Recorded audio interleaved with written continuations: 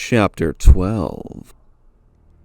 Ada sat on the edge of the cluttered desk in the office of the chief of detectives, resting her aching feet and staring blankly at the empty steel safe in the corner. Her patience was wearing thin. Not only was the G-Virus sample nowhere to be found, she was starting to think that Bertolucci had flown the coop. She'd gone through the break room, the STARS office, the library. In fact, she was pretty sure she had covered just about everywhere the reporter would have had easy access to, and had used 2 full clips to do it. It wasn't that she was low on ammo, though.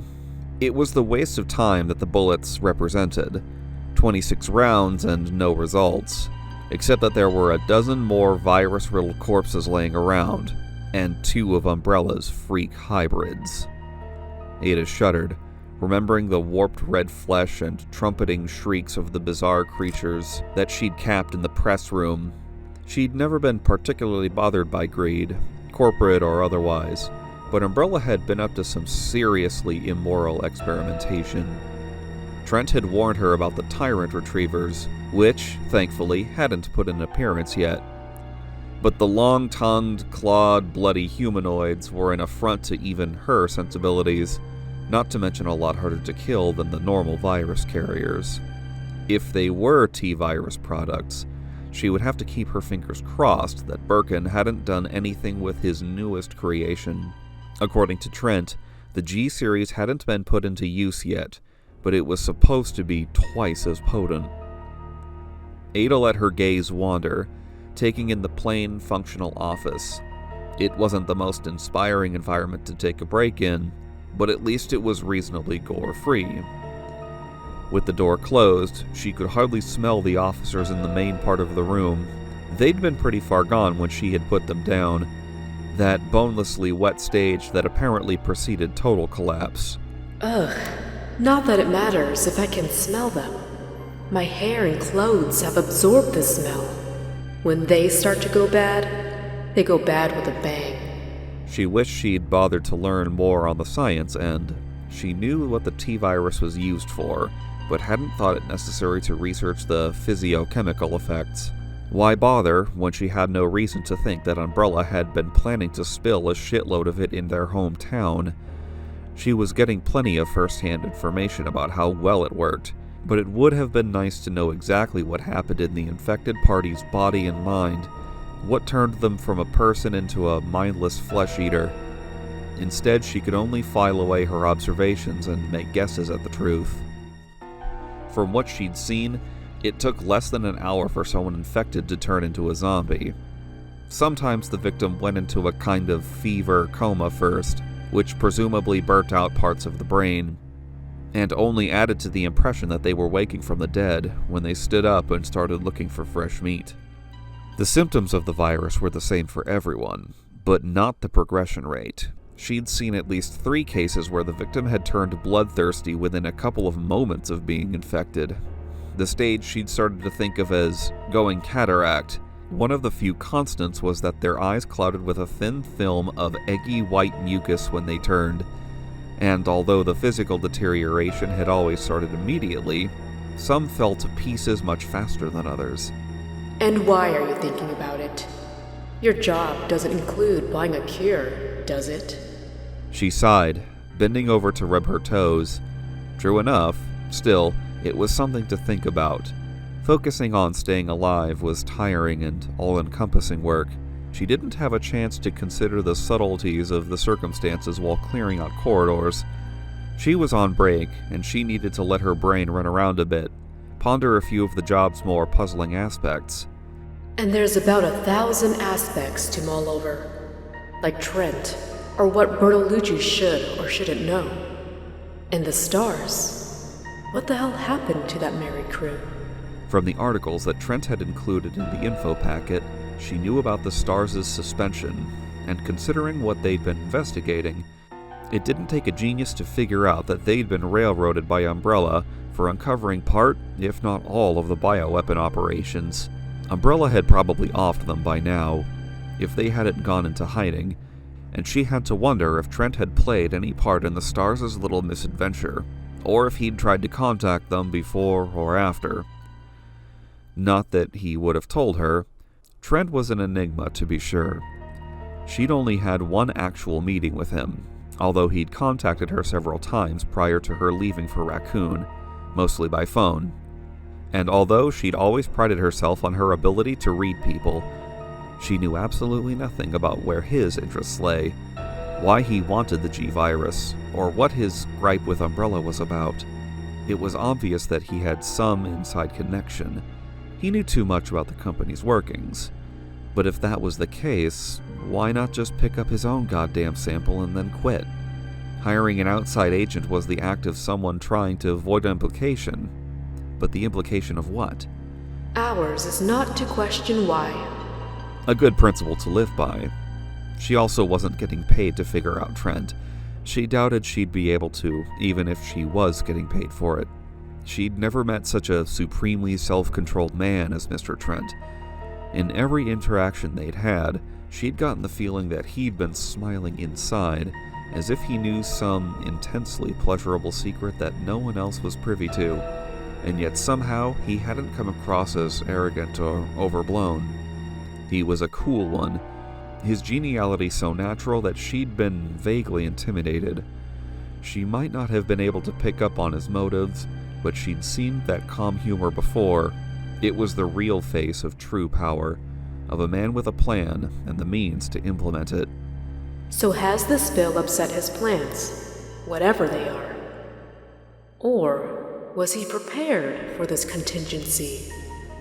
He may not have planned it, but I can't imagine that caught unawares is anywhere in Trent's vocabulary. Ada leaned back, rolling her head tiredly before pushing herself off the desk and stepping back into her uncomfortable shoes. Enough downtime. She couldn't spare the aches and pains more than a few minutes, and didn't expect to figure out much of anything until she was well away from Raccoon. She still had a couple of areas to check for Bertolucci before heading down into the sewers, and she'd noticed that some of the first-floor window barricades weren't as solid as she might have hoped. She didn't want to end up blocked out of a path by a new group of carriers from outside. There were the secret passages on the east side, and the holding cells downstairs past the parking garage. If she couldn't find him in either of those places, she'd have to assume that he'd left the station and concentrate her efforts on obtaining the sample.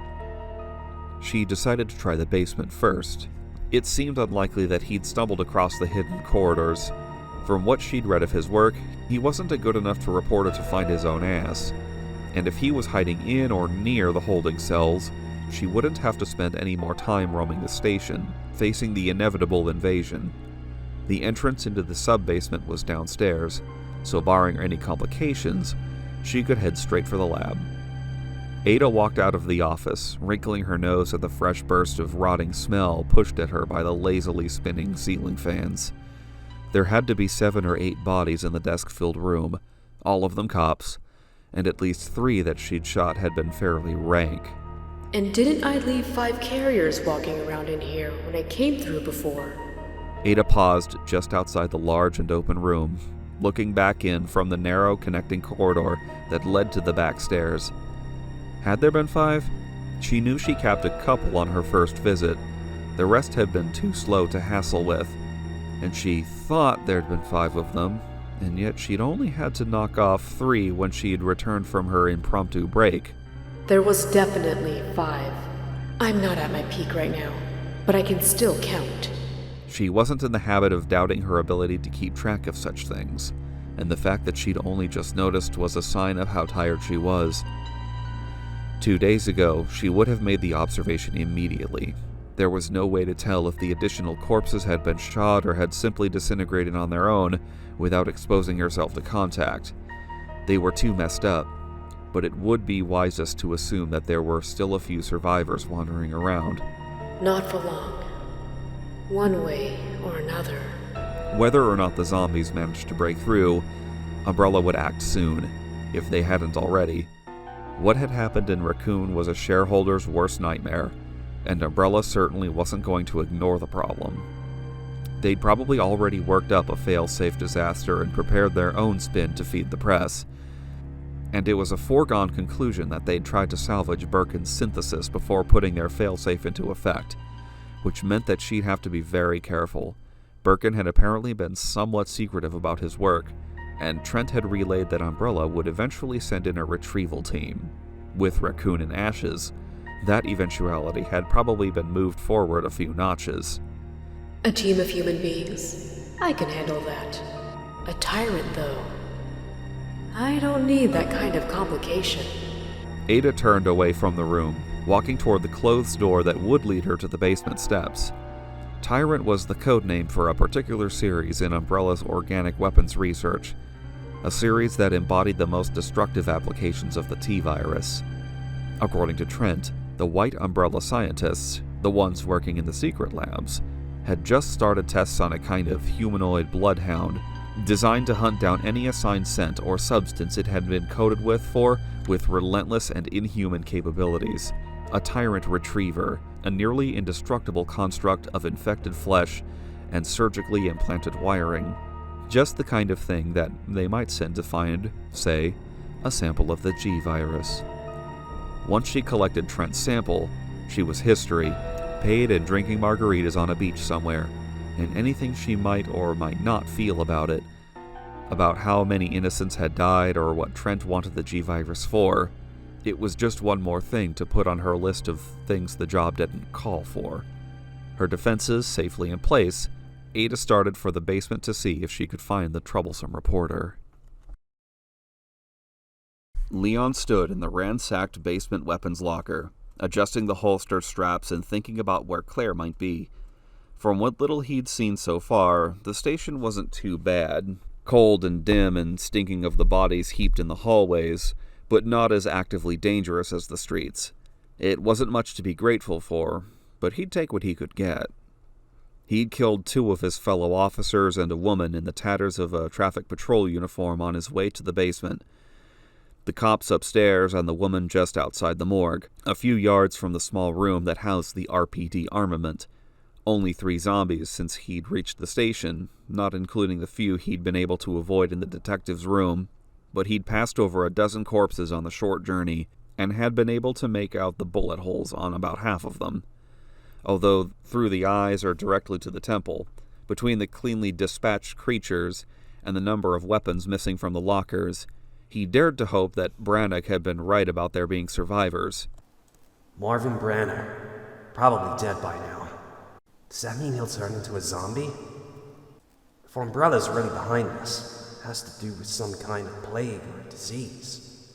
They're a pharmaceutical company. So how do you catch it? Is it a contact thing?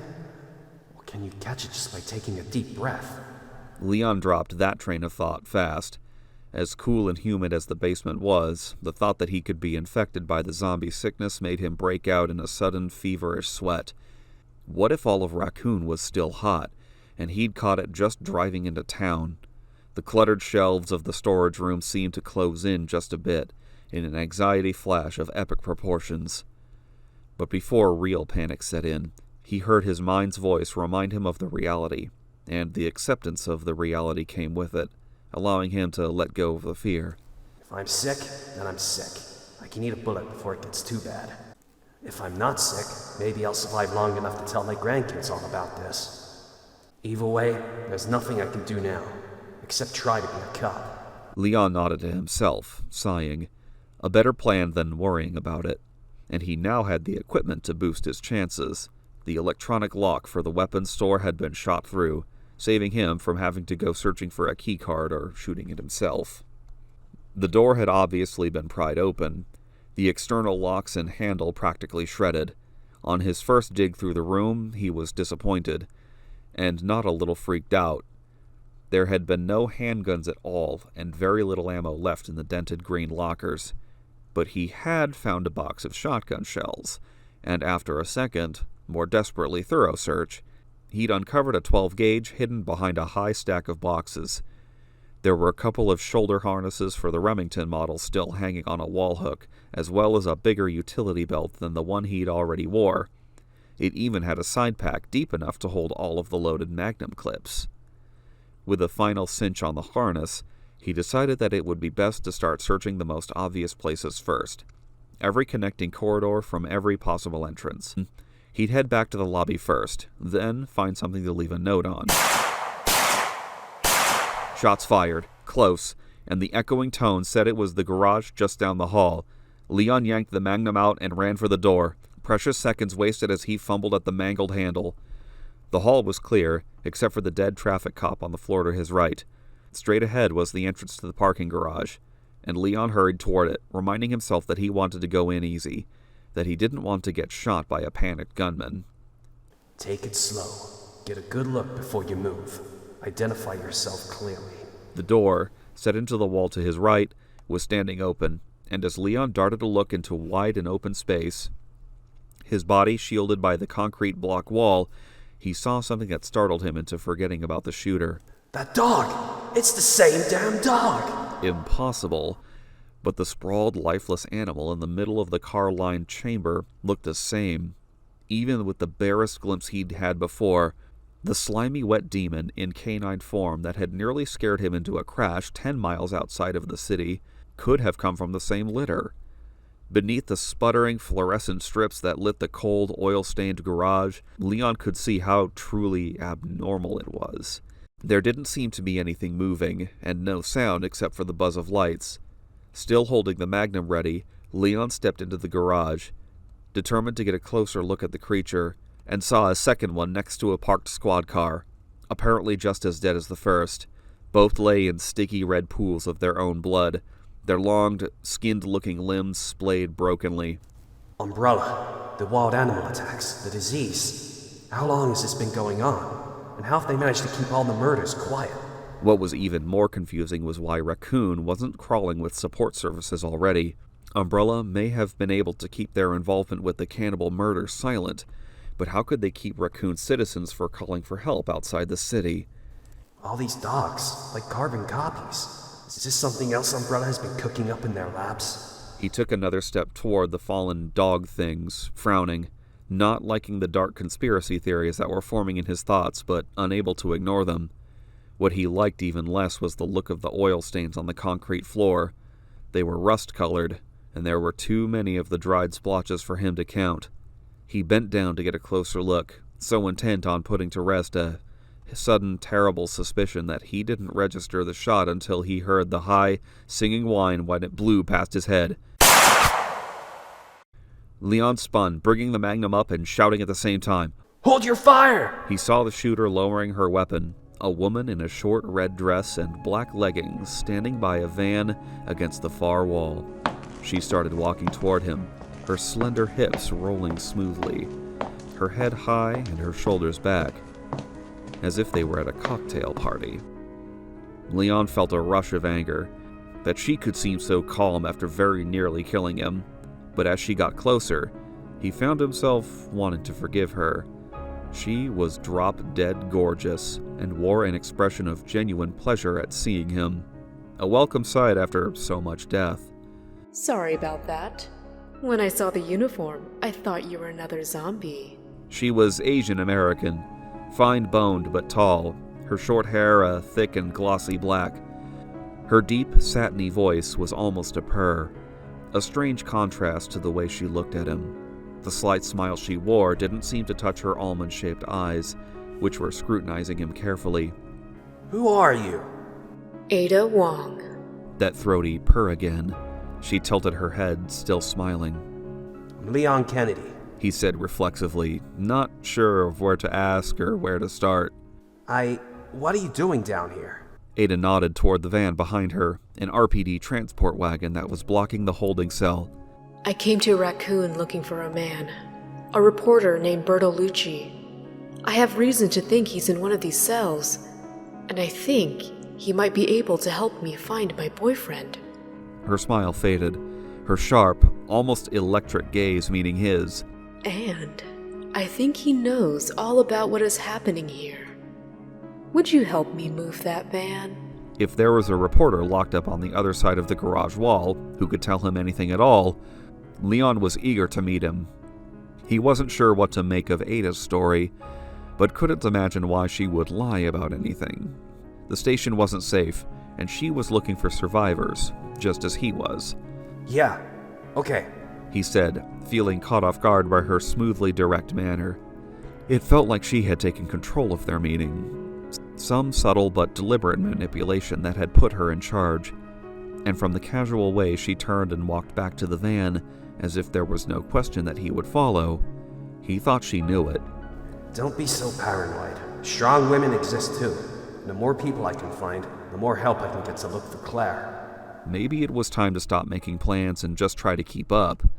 Leon holstered the Magnum and went after her, hoping that the reporter was where Ada thought he was, and that things would start making sense sooner rather than later. All of the voice actors you hear in this audio drama are lending their voices on a volunteer basis, free of charge. Though with your help, I want to see that they are properly rewarded for their time and effort. Consider contributing to the Zexy Observer Patreon. Rewards start at just $1 a month. Thank you for your consideration. This audio drama is in collaboration with the Spirit Stone, a community of collaborating content creators, streamers, voice actors, artists, and writers. Check out the Spirit Stone Discord for more information. And as always, stay Zexy.